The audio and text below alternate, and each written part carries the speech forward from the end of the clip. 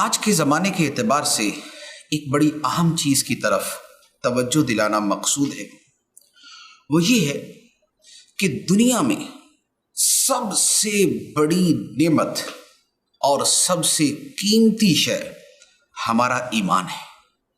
آپ یقین کیجئے، یہ گاڑیاں، یہ بنگلے، یہ بینک بیلنس، روپیہ پیسہ، مال و دولت کی فراوانی، لاکھوں کروڑوں روپے روزانہ کمانا، دنیا میں شہرت پانا اور شہرت کی بلندیوں کو پہنچ جانا، یہ کچھ بھی نہیں ہے اگر ایمان کی دولت نہیں ہے۔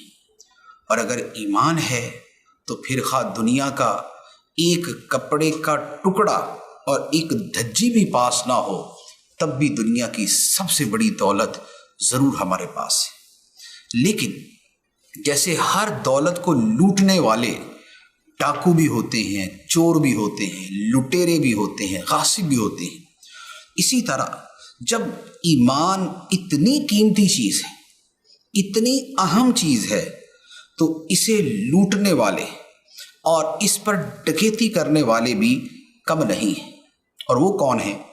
وہ ہر وہ شخص ہے کہ جو ہمارا ایمان چھیننا چاہتا ہے، جو ہمارا ایمان ضائع کرنا چاہتا ہے، جو ہمیں معاذ اللہ کفر میں دھکیلنا چاہتا ہے، جو ہمیں اسلام سے دور کرنا چاہتا ہے، جو ہمیں قرآن سے دور کرنا چاہتا ہے، جو ہمارے دینی عقائد کے بارے میں ہمیں وسوسے ڈالنا چاہتا ہے، ایسا ہر بندہ عام ڈاکوؤں سے بڑا ڈاکو ہے، عام چوروں سے بڑا چور ہے، عام غاصبوں سے بڑا غاصب ہے۔ اور اس میں سب سے بڑا جو مجرم اور جو ڈاکو ہے وہ شیطان ہے، اور جو اس کا گینگ ہے، جو اس کے پیروکار ہیں، جو اس کے نیچے وہ افراد ہیں کہ جو دن رات ہمارے ایمان پہ حملہ کرتے ہیں، وہ سارے کے سارے ہمارے دشمن ہیں۔ اور افسوس یہ ہے کہ آج کے زمانے میں ایمان کے ڈاکوؤں کی کمی نہیں ہے۔ صبح ایک فتنہ اٹھتا ہے، شام کو دوسرا فتنہ ہوتا ہے، آج ایک فتنہ ہے، کل دوسرا فتنہ ہے۔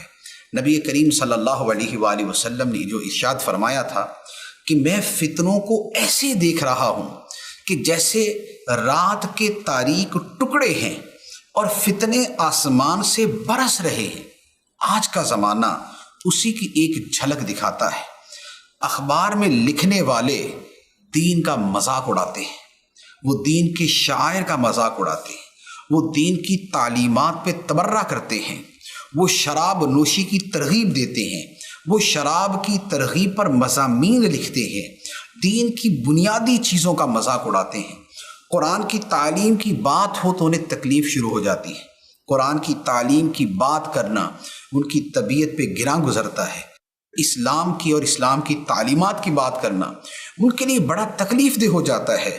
ٹی وی پہ بیٹھ کر بھاشن دینا شروع کر دیتے ہیں، لبرلزم کے نام پہ، روشن خیالی کے نام پہ، جدیدیت کے نام پہ، ماڈرنزم کے نام پہ، ریشنلزم کے نام پہ، اور اس طرح کے بہت سے جعلی عنوان لے کر دانشوری کا لیبل لگا کے اس طرح مسلمانوں کا ایمان لوٹنے کے لیے دن رات یہ ڈاکو موجود ہیں۔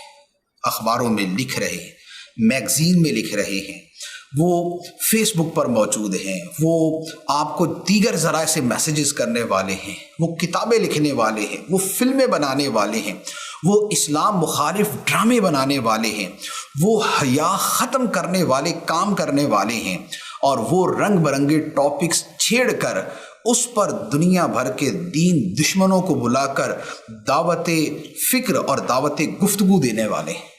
یہ سب لوگ ہمارے ایمان کے دشمن ہیں، یہ سب ہمارے ایمان کے پیچھے ہیں، کوئی دانستہ اور کوئی نادانستہ۔ لہٰذا ایمان جیسی قیمتی دولت کو کبھی اپنے ہاتھ سے نہ جانے دیں، نہ ایسے لوگوں کو پڑھیں نہ سنیں۔ آج کل جو وتیرہ بنا ہوا ہے کہ جناب جو چاہیں پڑھ لیں، جو چاہیں سن لیں، فیس بک پہ جا کے جس کا چاہیں کلپ دیکھ لیں، ایسا نہیں ہے۔ ہمارا دین ایسی کھلی چھوٹ ہمیں نہیں دیتا۔ ہمارا دین ہمارا خیر خواہ ہے، وہ ہمارا ایمان بچانا چاہتا ہے، ہمارے قرآن نے، ہمارے خدا نے ہمیں پہلے بتا دیا کہ ایمان کیا ہے. فرمایا من اراد الآخرۃ وسعی لہا سعیہا وہو مؤمن فاولئک کان سعیہم مشکورا. فرمایا کہ جس نے آخرت کا ارادہ کیا اور اس کے لیے زبردست کوشش کی اور ہو ایمان والا، تو اس کی کوشش کی قدر کی جائے گی، اس کے نیک اعمال کی قدر کی جائے گی، اسے بدلہ دیا جائے گا. آخرت کا ارادہ بھی ہے، آخرت کے لیے کوشش بھی ہے، اور وہ کوشش بھی زبردست کوشش ہے. لیکن خدا نے شرط کیا رکھی ہے کہ دنیا میں کوئی بھی اچھا عمل کیا، آخرت میں اس کی جزا تب ملے گی وَهُوَ مُؤْمِنٌ، جب وہ ایمان والا ہوگا. ایمان نہیں تو سب اعمال برباد ہیں. لہٰذا دیگر جتنے مرضی نیک اعمال کرتے رہیں، اور کرنے چاہیے اور کرنے کا حکم ہے، لیکن ایمان بڑا نازک معاملہ ہے. آج کوئی سائنس کے نام پہ دین، ایمان، اسلام اور اسلامی تعلیمات کا مذاق اڑاتا ہے. کوئی کسی نام سے، کوئی آزادی اظہار رائے کے نام پہ، کوئی آزادی کے نام پہ، کوئی ہیومن رائٹس کے نام پہ، اور کوئی کسی نام سے اخبارات بھرے پڑے. اخبارات پڑھتے ہیں، ایک اور ہی دنیا نظر آتی ہے. ٹی وی دیکھتے ہیں، اس میں پروگرام کرنے والے کچھ اور ہی بولی بول رہے ہیں. لہٰذا ایمان کی فکر کریں، ایمان کی قدر کریں. جو ایمان دشمن ہیں، نہ انہیں سنیں، نہ انہیں دیکھیں، ان کی شکل تک نہ دیکھیں، اور اپنے آپ کو دیندار لوگوں سے جوڑ کے رکھیں. الحمدللہ جیسے دعوت اسلامی ہے، جیسے علماء اہل سنت ہیں، اپنے آپ کو ان سے وابستہ رکھیں گے تو ایمان بچا رہے گا. اور اگر ادھر ادھر ہر طرف منہ مارنے کی عادت رہی تو کسی بھی جگہ ایسا غلط منہ پڑے گا کہ منہ ہی باقی نہیں رہے گا. لہٰذا اس کی بہت زیادہ فکر کریں. اللہ تعالی ہمیں عمل کی توفیق عطا فرمائے.